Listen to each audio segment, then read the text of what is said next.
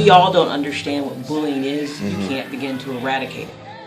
One of the new focuses, especially coming from a counseling or social work perspective, is really looking at helping the kid doing the bullying understand why that is a problem and helping that young child figure out other ways to deal with what's going on.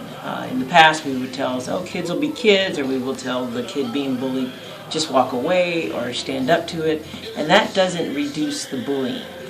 What we have found, though, is by creating environments in school systems, especially, that don't tolerate bullying. So if a child is, caught bullying, that there are several steps that teachers, administrators, and parents can take to address that with the child, and that minimizes the bullying.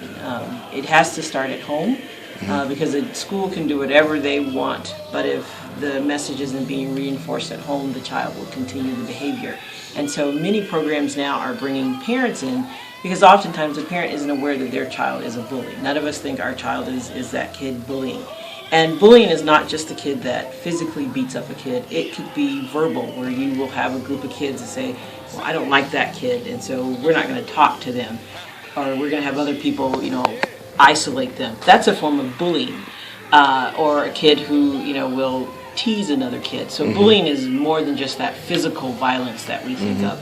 And so helping parents see what bullying behavior is, because they might notice it at home between siblings and go, oh, I never thought that was my kid doing that. And then give parents some skills on how to address that. That way, when the child comes to school and teachers and administrators at the school address the bullying, the kid has got it and understands it. And a lot of kids who do bullying are often bullied themselves by an older sibling. There might be an issue of not necessarily physical abuse in the home, but it could be definitely some emotional abuse, where you have a parent who's continuously downgrading the child, calling the child stupid, or saying you can't do this right, you can't do that right. Well, a kid learns that behavior, and so then takes that, and that's how that child now interacts with other people. And so helping parents identify their behaviors or behaviors in the home that might be contributing to this, helping them correct that at home, so that when the child comes to school, the school can continue kind of that correction.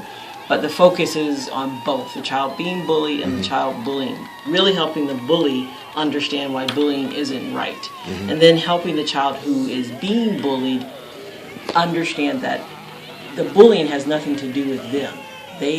That child didn't do anything to necessarily elicit the bullying, but helping that child develop a stronger sense of self and also a support system. So what you're saying is you're saying that education is essential. Education is crucial in overcoming or attacking this bullying phenomenon or circumstance. It is. Education. Okay. It is, because it is educating the bully, educating the child being bullied, parents, teachers, and administrators. And the child who's being bullied, is extremely important to educate that person, understanding that you're being bullied not because of something you're doing or not doing.